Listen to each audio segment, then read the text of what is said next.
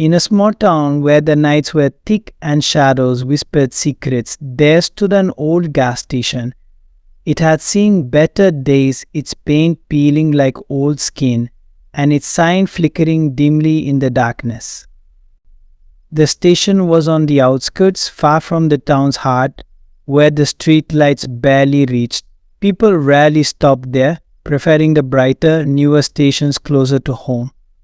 But for those who found themselves in need, the gas station was a last resort. One chilly autumn evening, Sarah pulled into the gas station.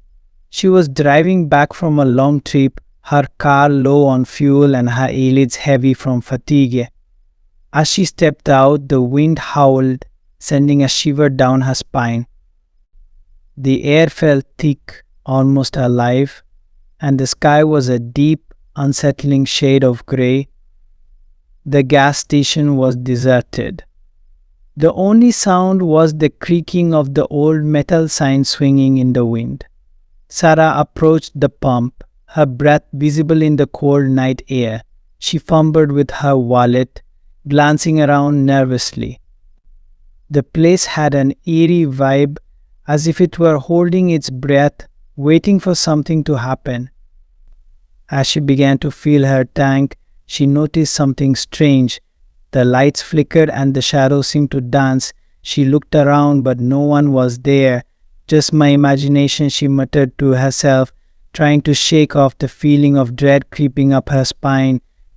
Once the tank was full, she walked toward the small convenience store attached to the station. The door creaked as she pushed it open, revealing a dimly lit interior. The shelves were lined with dusty snacks and outdated magazines. A flickering fluorescent light buzzed overhead, casting an unsettling glow. "Hello," she called out, her voice echoing in the stillness. No answer. She stepped further inside, her heart racing. The air was stale, and a strange smell lingered, something sweet and rotten at the same time. Sarah walked to the counter, hoping to find someone to pay. The register was old, its screen cracked, and the buttons faded. She rang the bell, but it only echoed back at her, mocking her solitude. She looked around, feeling increasingly uneasy. That's when she saw him, a man sitting in the corner, shrouded in shadow. His face was hidden, but she could see his hands resting on the table, fingers tapping rhythmically. "Excuse me," she said, her voice barely above a whisper. The man didn't respond. He just continued tapping, his fingers moving faster. Sarah's heart raced. She took a step back, ready to leave, but curiosity kept her rooted to the spot. "Are you okay?" she asked, her voice trembling. Suddenly the man stopped tapping and slowly turned his head. His eyes were dark and hollow like two empty pits. "You shouldn't be here," he said, his voice low and raspy. "It's not safe." "What do you mean?" Sarah asked, her throat dry. "I just need to pay for gas." He leaned forward, the dim light catching a glimpse of his face. It was gaunt, with skin pulled tight over his bones. "They come at night," he whispered, glancing toward the door as if expecting something to burst in. "They come for the lost ones." A chill ran down Sarah's spine. "Who?" she asked, her voice shaking. "The ones who don't belong," he replied, his gaze piercing. "The ones who wander too far." Just then the lights flickered again, plunging the room into darkness for a brief moment. When they returned, the man was gone. Sarah blinked, her heart pounding. She stumbled back, nearly tripping over a display of chips.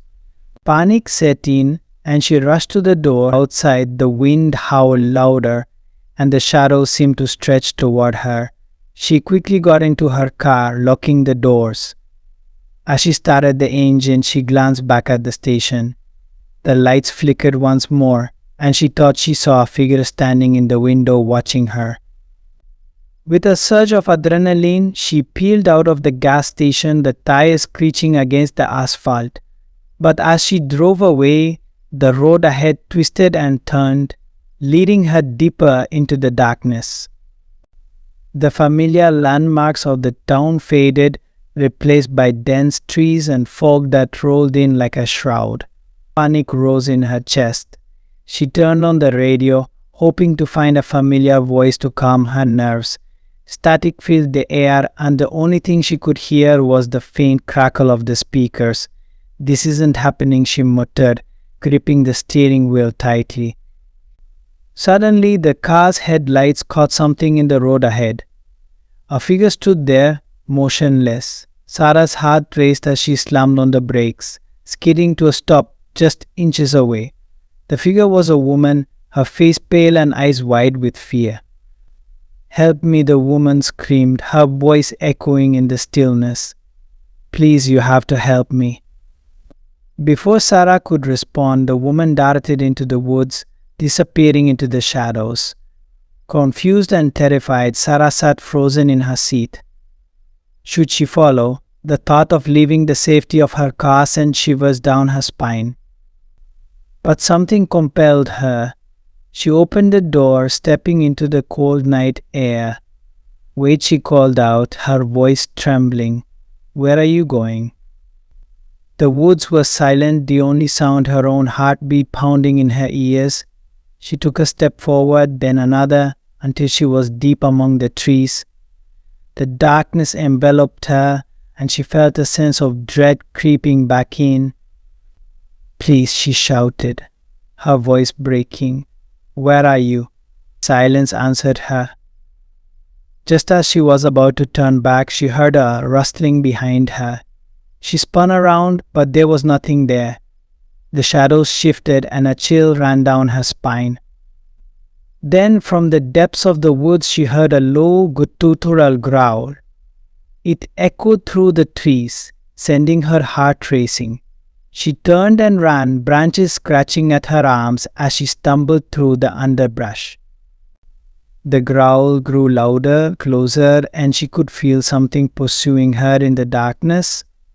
She burst out of the trees and back onto the road, her breath coming in ragged gasps. But the gas station was gone. In its place was a vast expanse of darkness, swallowing everything in sight. Panic surged through her as she looked around, disoriented. "Where am I?" she whispered, her voice trembling.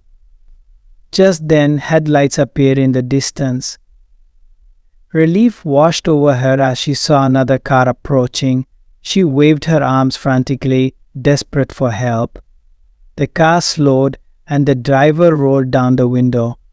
It was a man, his face shadowed. "Are you okay?" he asked, concern in his voice. "I need help. I was at the gas station," and she began, but before she could finish, the man's expression changed, his eyes widened in fear, and he looked past her. "What's behind you?" he whispered. Sarah turned slowly, dread pulling in her stomach. From the darkness emerged the figure of the woman she had seen earlier, her face twisted in terror. But behind her, a shape loomed, dark and monstrous, with eyes that glowed like embers. "Get in the car," the man yelled, panic in his voice. Sarah didn't hesitate. She dove into the passenger seat just as the creature lunged forward. The man slammed on the gas and they sped away, leaving the nightmare behind. Breathing heavily, Sarah turned to the man. "What was that? What's happening?" He shook his head, his face pale. "You shouldn't have gone to that gas station. It's a place of lost souls. People who wander there don't come back." "What do you mean?" she asked, her voice trembling. "I just needed gas." "Gas is just a cover," he explained, his voice low. "The gas station is a trap. It lures people in, and once you're in, you can't escape." Fear gripped Sarah's heart. What do we do? The man glanced in the rearview mirror, his eyes wide with terror. "We have to keep driving, don't look back." They drove for what felt like hours, the road stretching endlessly before them. The darkness felt alive, pressing in on them from all sides. Sarah could still hear the growls echoing in her mind, the image of the creature haunting her thoughts. Finally, they reached the edge of town, the familiar lights flickering in the distance. Relief washed over her, but it was short-lived. As they entered the town, the man turned to her, his expression grave. "You can't tell anyone what happened. They won't believe you." "Why not?" she asked, confused. "Because they're always watching," he replied, his voice barely above a whisper. "The ones who come from the gas station, they blend in and they're waiting for the next lost soul."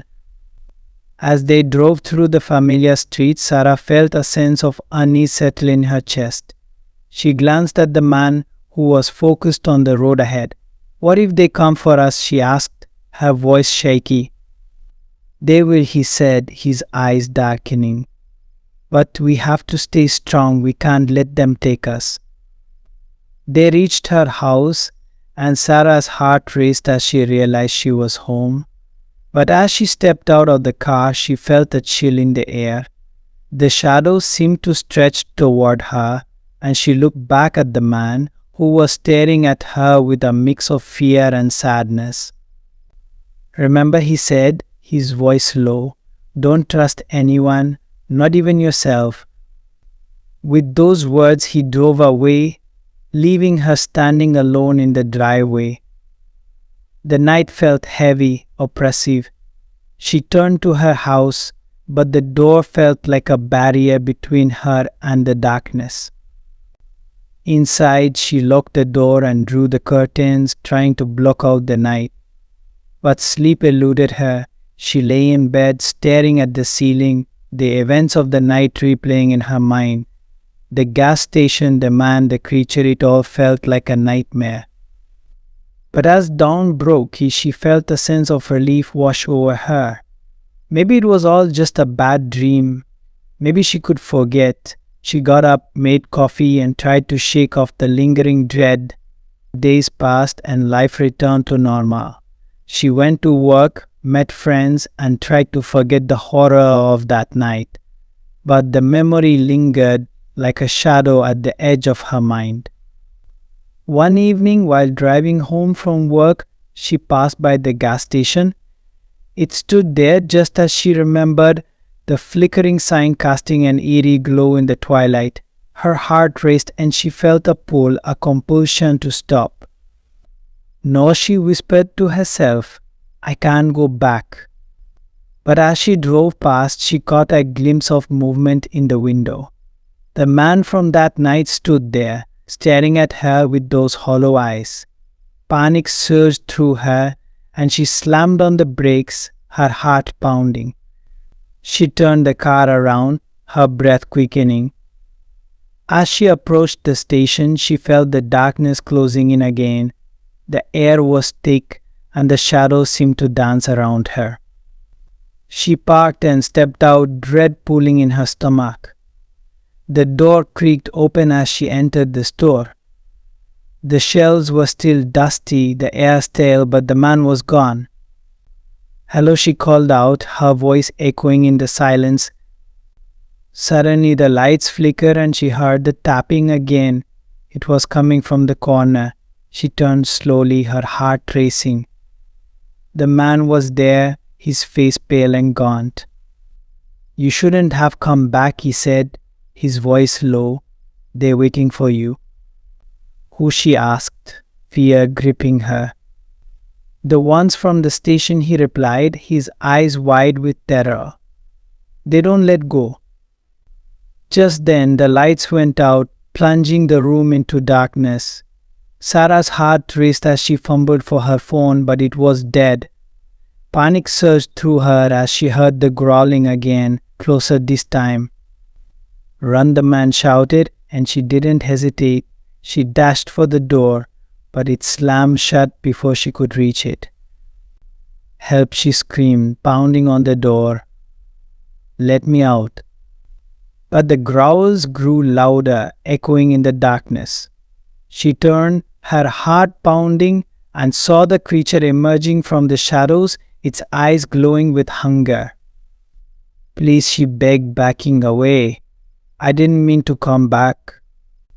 The creature lunged, and she screamed as she stumbled backward. Just as it was about to reach her, the lights flickered back on, and she found herself standing in the middle of the road outside the gas station.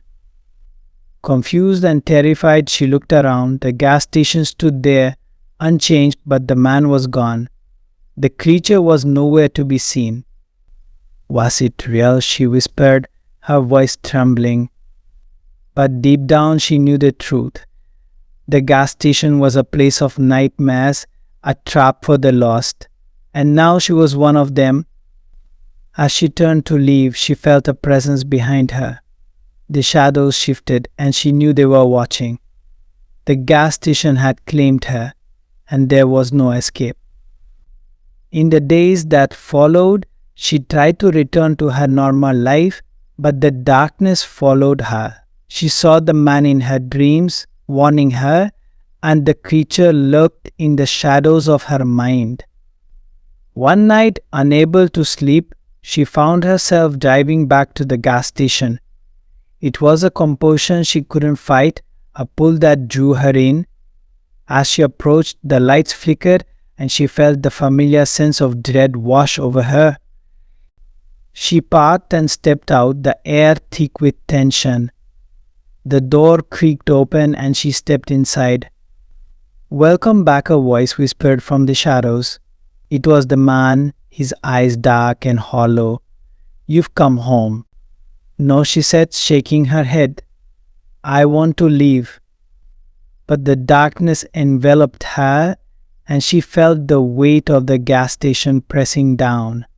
The creature lurked in the shadows, waiting, and she knew there was no escape. As the growls echoed around her, she understood the truth. The gas station was a prison, and she was now part of its haunting legacy. The lost souls wandered forever, trapped in the night, waiting for the next unsuspecting traveler to draw them in. And as the shadows closed in, Sarah realized she was no longer just a visitor. She had become one of them, lost in the darkness, forever bound to the gas station that had claimed her soul.